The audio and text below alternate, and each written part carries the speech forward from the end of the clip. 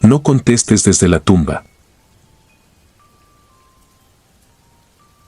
Me llamo Esteban Lozano y durante 7 años trabajé como velador en un cementerio municipal ubicado en las afueras de Zacatecas.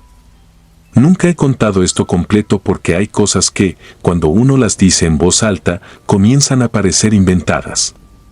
Yo mismo quisiera creer que lo que ocurrió durante aquellas noches tuvo una explicación lógica, pero han pasado casi 9 años y todavía conservo fotografías, reportes y una grabación que jamás he tenido valor de escuchar nuevamente. Entré a trabajar ahí en septiembre de 2017. Tenía 36 años y necesitaba dinero. Mi horario era de 7 de la noche a 6 de la mañana, debía cerrar accesos, revisar que nadie permaneciera dentro y recorrer cada 2 horas los 5 sectores del cementerio. El lugar no daba miedo durante el día. Había jardineros, albañiles, familias llevando flores y trabajadores entrando y saliendo. De noche era diferente. Los sonidos cambiaban. Podías escuchar perros a kilómetros, ramas quebrándose detrás de los mausoleos y pequeñas piedras cayendo sobre las lápidas sin saber exactamente de dónde venían. Pero había un sector que incluso los sepultureros evitaban. Le decían la loma.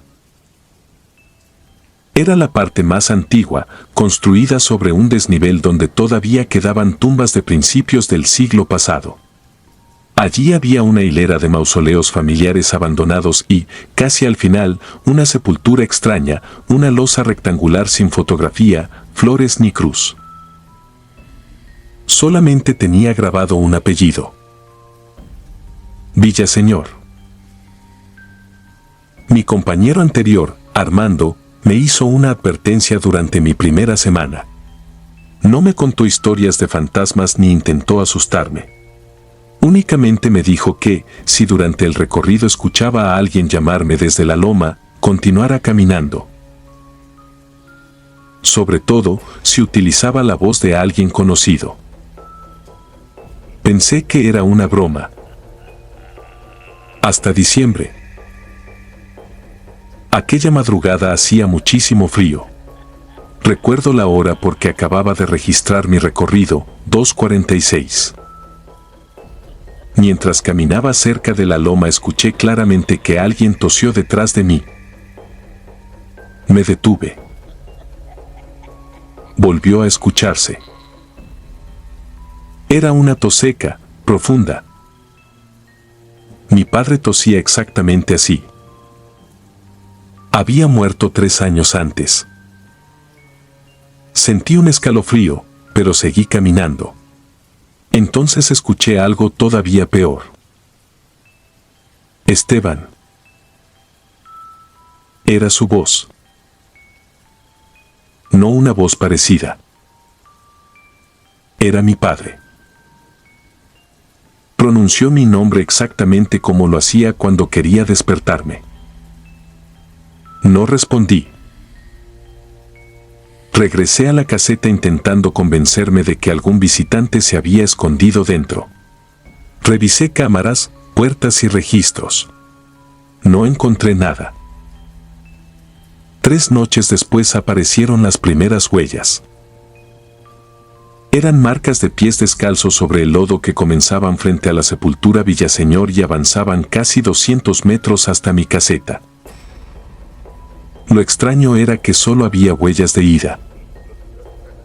Ninguna regresaba. Tomé fotografías y avisé al administrador. A la mañana siguiente 2 trabajadores revisaron la tumba. No encontraron daños ni señales de que alguien hubiera excavado. Durante algunas semanas no ocurrió nada. Hasta que comenzaron las llamadas. En la caseta había un teléfono fijo utilizado únicamente para emergencias internas. Una madrugada sonó a las 3:11. Contesté. No escuché palabras. Solamente una respiración. Lenta. Húmeda. Después comenzaron unos golpes. 3 golpes. Una pausa.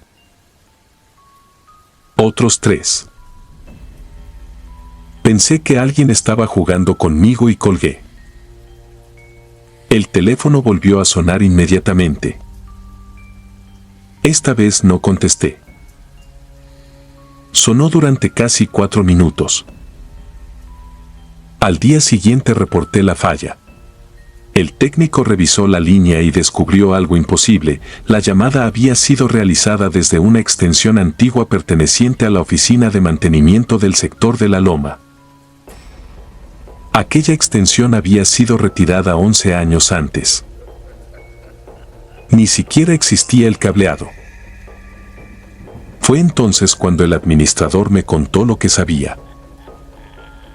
En 1996 habían exhumado la sepultura Villaseñor porque la familia quería trasladar los restos.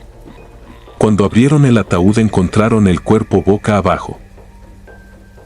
Eso podía ocurrir, me explicó, por movimientos durante la descomposición.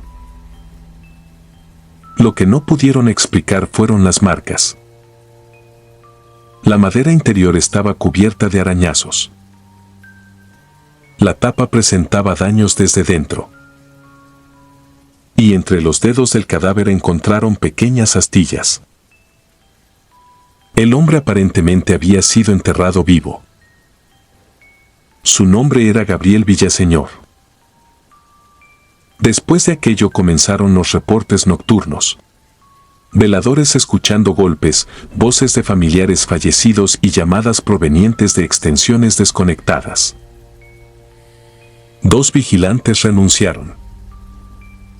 Otro desapareció. Nunca encontraron su cuerpo. Yo debí marcharme en ese momento. No lo hice. Necesitaba el sueldo. El 17 de febrero de 2018 ocurrió lo que finalmente me hizo abandonar aquel lugar. A las 3:06 comenzó a sonar el teléfono. No contesté. Entonces escuché golpes debajo del piso de la caseta. 3. Pausa. 3. Sentí cómo vibraban las patas de la silla. Me levanté. Los golpes avanzaron debajo del suelo hasta detenerse exactamente bajo mis botas. Y escuché a mi padre. No afuera. Debajo de mí. Pronunció mi nombre. Después dijo algo que todavía me despierta algunas noches. No soy yo. Inmediatamente alguien golpeó la puerta. Apagué la luz. A través de la ventana alcancé a distinguir una figura parada afuera. Era un hombre extremadamente delgado, cubierto de tierra desde la cabeza hasta los pies. Permanecía inmóvil, con los brazos pegados al cuerpo. Entonces levantó lentamente la cabeza. Reconocí su cara. Era Armando. El velador que me había entrenado meses antes. Lo extraño era que Armando llevaba casi 4 meses desaparecido. Retrocedí. La figura acercó la cara al cristal. Tenía tierra dentro de la boca. Y comenzó a golpear suavemente la ventana con la frente. Una vez. 2. 3. No abrí. No sé cuánto permaneció allí porque terminé encerrándome en el pequeño baño de la caseta hasta que comenzó a amanecer. Cuando llegaron los trabajadores encontraron la puerta cerrada desde dentro. No había nadie afuera. Pero encontraron tierra húmeda frente a la ventana. Avisamos a la policía. Siguieron unas marcas hasta la loma. terminaban frente a la sepultura Villaseñor. Ese mismo día autorizaron abrirla. Yo estuve presente. Todavía recuerdo el olor cuando levantaron la losa. Había un ataúd antiguo, parcialmente destruido por la humedad. Dentro estaban los restos de Gabriel Villaseñor. Pero no estaba solo. Encima del ataúd encontraron restos humanos mucho más recientes. Eran de Armando. La investigación determinó que llevaba muerto aproximadamente 4 meses. Nunca descubrieron quién lo enterró allí. Lo peor vino después. Cuando retiraron el cuerpo encontraron algo debajo de sus manos. Era una libreta pequeña. La misma que Armando utilizaba para registrar sus recorridos. Las últimas páginas estaban llenas de frases escritas con una letra temblorosa. Todas repetían lo mismo. No contestes cuando use mi voz. Renuncié ese mismo día. Durante años intenté convencerme de que Armando había descubierto algo relacionado con profanadores de tumbas y terminó asesinado. Esa explicación me permitía dormir. Hasta hace 3 meses. Ahora vivo a más de 200 kilómetros de aquel cementerio. Nadie de ese trabajo conoce mi dirección y cambié de número hace años. Una madrugada desperté porque escuché golpes. 3. Pausa. 3. Venían de la pared de mi habitación. Miré el reloj. 3:11. Entonces sonó mi celular. Número desconocido. No contesté. El teléfono dejó de sonar y recibí un mensaje de voz de 11 segundos. Durante semanas no quise reproducirlo. Finalmente lo hice. Al principio solo se escucha estática. Después una respiración. Y al fondo, muy lejos, alguien arañando madera. Pero durante los últimos 2 segundos se escucha una voz. Es la mía. No se parece a mi voz. Es mi voz.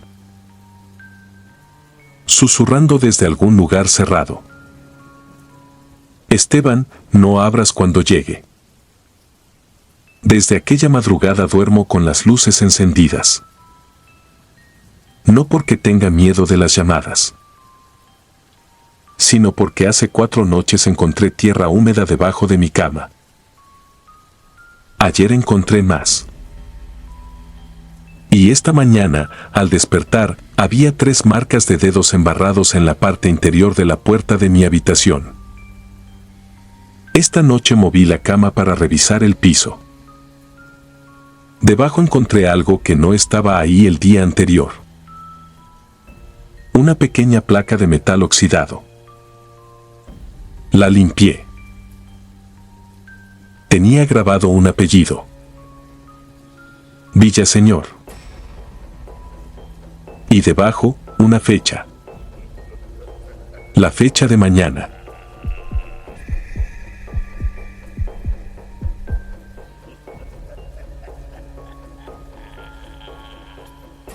El muro de los muertos. Esto ocurrió en 2019, cuando acepté trabajar como velador nocturno en el Panteón Municipal de San Bartolo, un pueblo pequeño al norte de Durango. No era un cementerio especialmente grande, pero sí muy antiguo.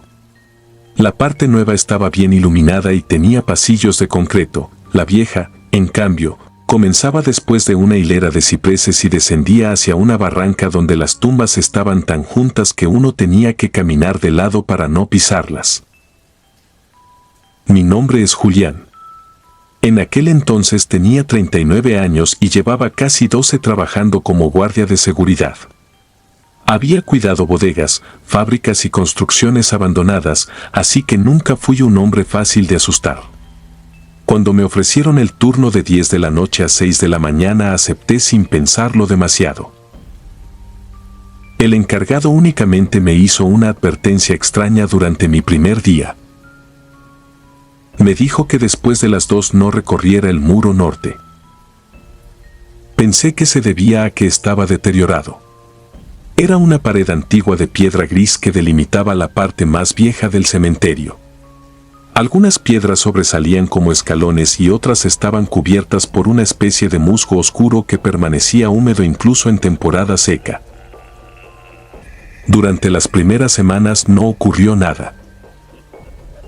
Hasta que empecé a escuchar los pasos.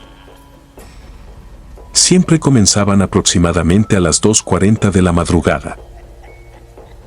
No sonaban sobre la tierra. Sonaban arriba. Como si alguien caminara lentamente encima del muro. La primera noche salí convencido de que algún muchacho se había metido a beber o a hacer alguna tontería. Alumbré toda la extensión con mi linterna, recorrí unos 100 metros y no encontré absolutamente a nadie.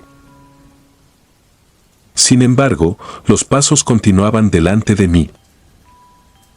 Yo avanzaba. Ellos avanzaban. Yo me detenía. Ellos también.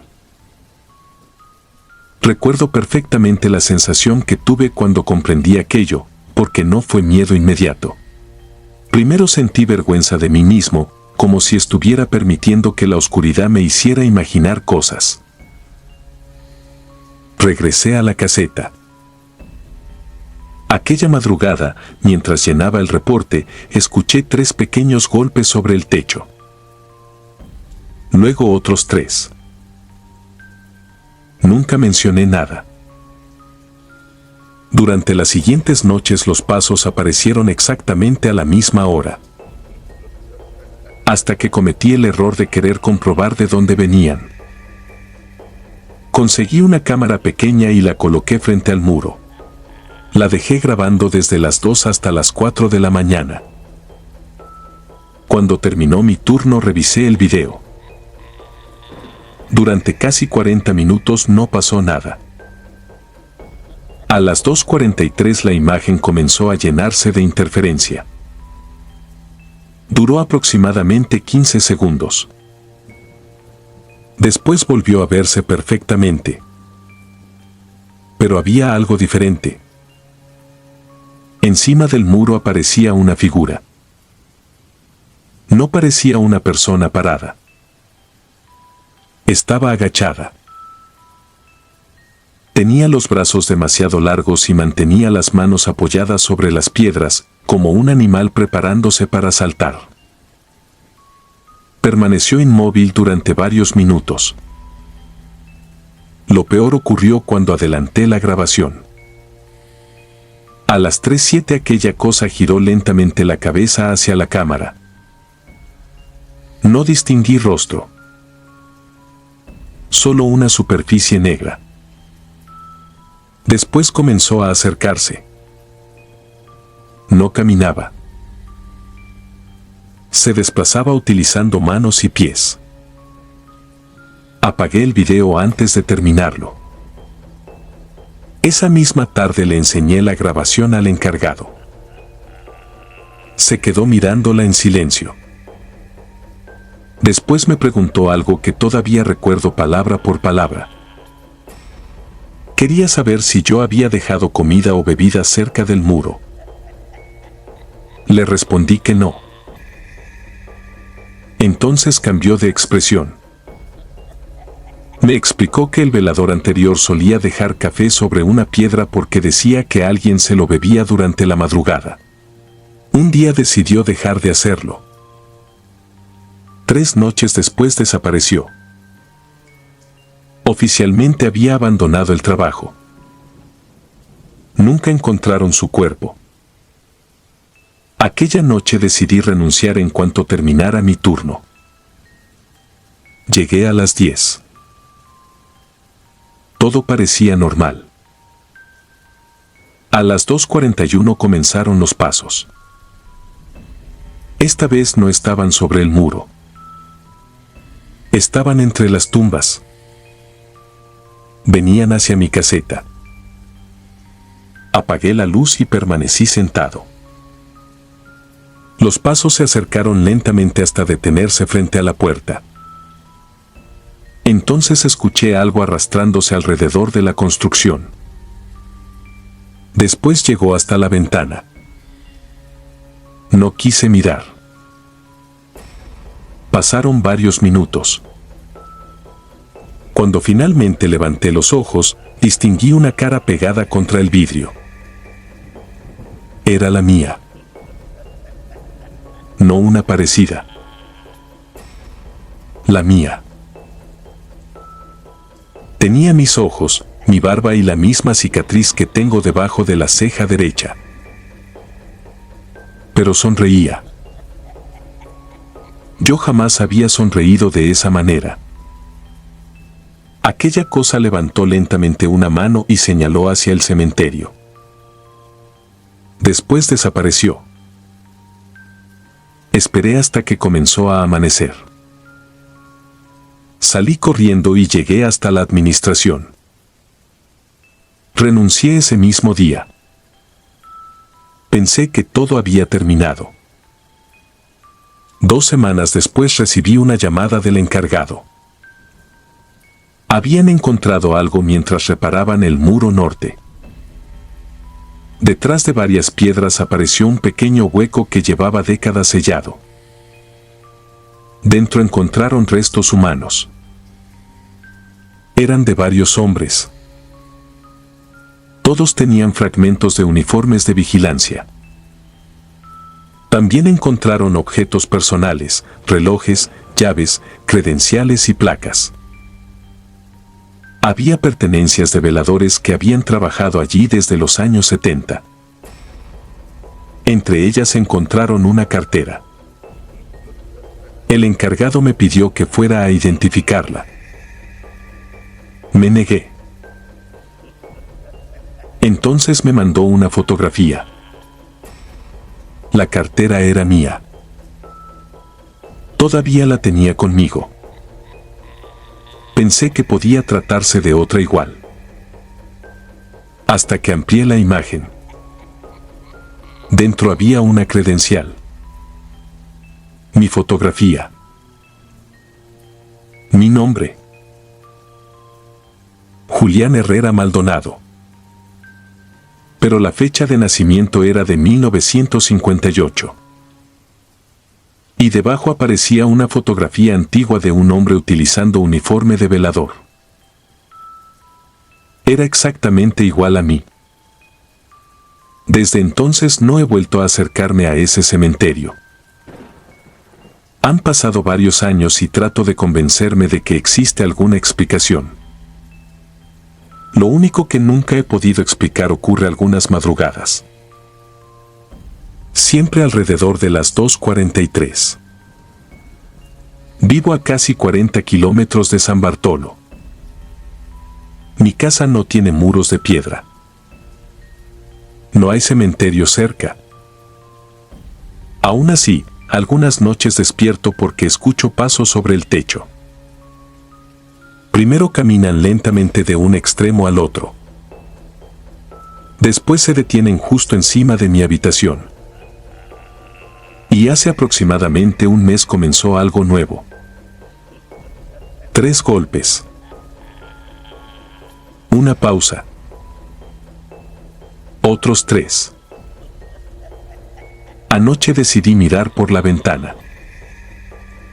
No había nadie afuera.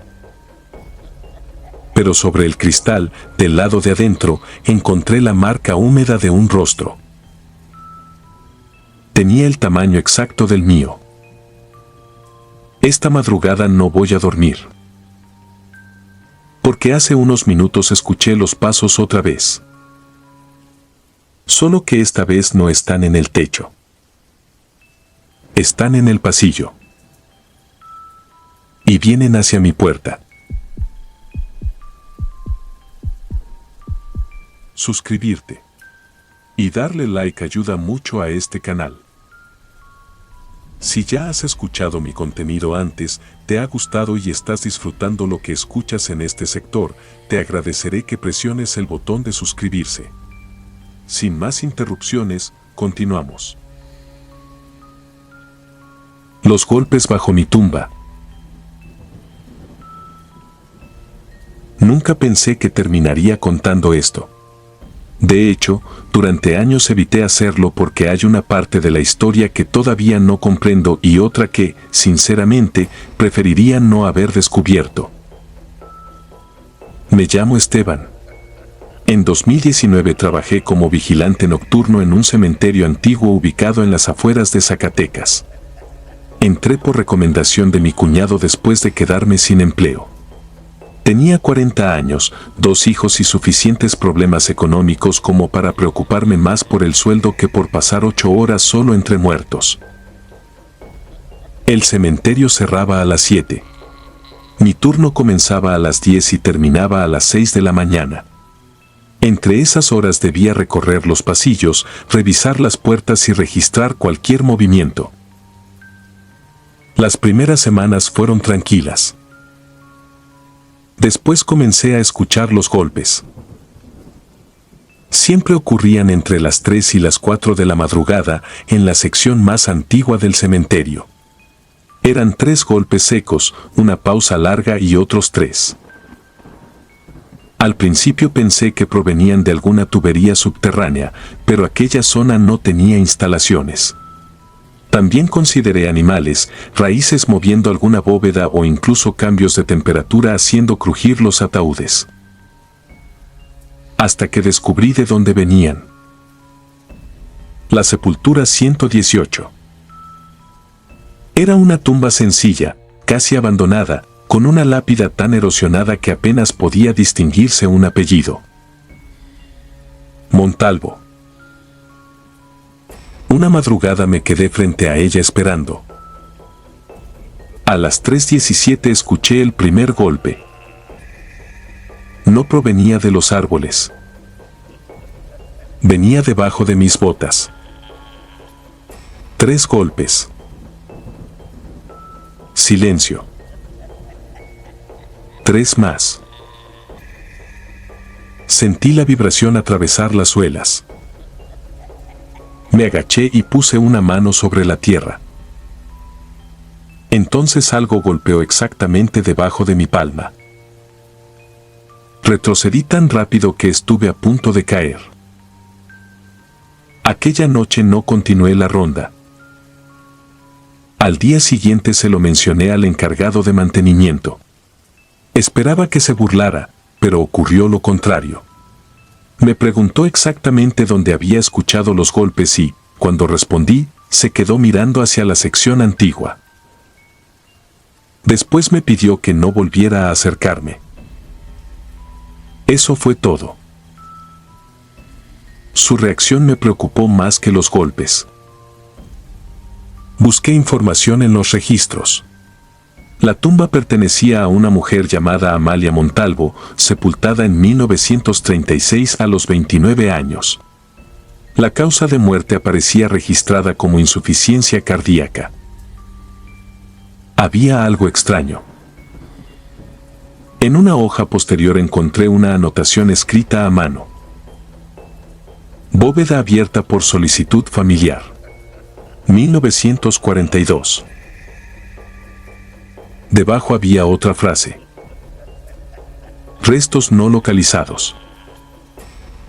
Amalia había sido enterrada allí, pero 6 años después, cuando abrieron la sepultura, el ataúd estaba vacío. A partir de entonces las cosas empeoraron. Los golpes comenzaron a seguirme. Si caminaba 20 metros, los escuchaba debajo del camino. Si me detenía, también se detenían. Cuando continuaba, volvían. Era como si algo avanzara bajo tierra conmigo. Una madrugada cometí el error de correr. Aquello también corrió. Escuché golpes desplazándose debajo del suelo, cada vez más rápidos, atravesando tumbas y senderos mientras yo regresaba desesperadamente hacia la caseta. Cuando cerré la puerta, cesaron. Entonces escuché 3 golpes debajo del piso. Esa fue la primera vez que sentí verdadero miedo. A la mañana siguiente renuncié. El administrador insistió en que terminara la semana porque no tenían reemplazo. Acepté únicamente porque necesitaba el dinero. Mi última noche ocurrió algo que todavía aparece en mis sueños. A las 3:17 se apagó la electricidad. Tomé la linterna y permanecí dentro de la caseta. Entonces comenzó a sonar el teléfono interno. Era imposible. Sin electricidad aquella línea no funcionaba. Lo dejé sonar varias veces hasta que contesté. No escuché una voz. Escuché tierra. Un sonido húmedo, pesado, como alguien excavando desesperadamente con las manos. Después escuché mi propia respiración. No una parecida. La mía. Y finalmente una frase pronunciada con mi voz. No abras cuando te encuentres. La llamada terminó. Unos segundos después alguien golpeó la puerta. 3 veces. Me quedé inmóvil. Otros 3 golpes. Miré por la ventana. Había un hombre afuera. Vestía exactamente igual que yo. La misma chamarra gris, el mismo pantalón, la misma linterna colgando del cinturón. Estaba de espaldas. Después comenzó a girarse. No esperé a verle el rostro. Salí por la ventana trasera y corrí hasta la entrada principal. Mientras atravesaba el cementerio escuché algo siguiéndome bajo tierra. Ya no eran golpes. Era el sonido de uñas arañando la parte inferior de las lápidas. Llegué a la puerta principal poco antes de las 4 y permanecí afuera hasta que amaneció. Nunca regresé a trabajar. Creí que aquello había terminado. 3 meses después recibí una llamada del antiguo encargado. Durante unas reparaciones habían encontrado una bóveda desconocida debajo de la caseta de vigilancia. La policía acudió porque dentro había restos humanos. Me preguntaron si podía presentarme para intentar reconocer algunos objetos encontrados junto al cadáver. Fui. Sobre una mesa había una linterna oxidada, un juego de llaves y una placa metálica de vigilante. La placa tenía grabado mi nombre completo. Pensé que era una broma hasta que me enseñaron las fotografías. El cadáver llevaba mi mismo uniforme. Según el médico forense, llevaba enterrado aproximadamente 80 años. Nunca pudieron explicarme aquello. Pero faltaba algo peor. Entre los objetos encontraron una libreta deteriorada por la humedad. Muchas páginas eran ilegibles, aunque las últimas todavía podían leerse. Era el registro de rondas de un vigilante. La letra era idéntica a la mía. En la última página aparecía una fecha. 17 de noviembre de 2019. Mi última noche en el cementerio. Debajo había una sola frase. Esteban salió. Yo me quedé. Desde entonces tengo problemas para dormir. No por pesadillas. Por los golpes. Hace casi 7 años que los escucho debajo de mi casa. 3 golpes. Una pausa. Otros 3. Nunca había sucedido nada más hasta la semana pasada, cuando mi esposa me despertó alrededor de las 3 de la madrugada porque alguien estaba caminando en el patio. Revisé las cámaras. No había nadie. Pero una de ellas grabó algo que me hizo abandonar la casa esa misma mañana. A las 3:17 aparezco yo entrando al patio. Descalzo. Cubierto de tierra. Me acerco lentamente a la cámara y permanezco mirándola durante casi 1 minuto. El problema es que a esa hora yo estaba dormido junto a mi esposa. Antes de desaparecer de la grabación, ese otro hombre levantó una mano. Tenía las uñas arrancadas y los dedos llenos de tierra. Luego señaló hacia el suelo. Ayer reuní valor y revisé ese lugar. La tierra estaba ligeramente hundida. Encontré una placa metálica enterrada a pocos centímetros. La limpié. Tenía mi nombre completo. Debajo aparecía mi fecha de nacimiento. Y después una segunda fecha. La de mi muerte. 24 de agosto de 2026. Mañana. Desde hace 1 hora escucho los golpes debajo de mi habitación. Pero esta vez hay algo diferente. Ya no intenta salir. Está esperando que yo baje.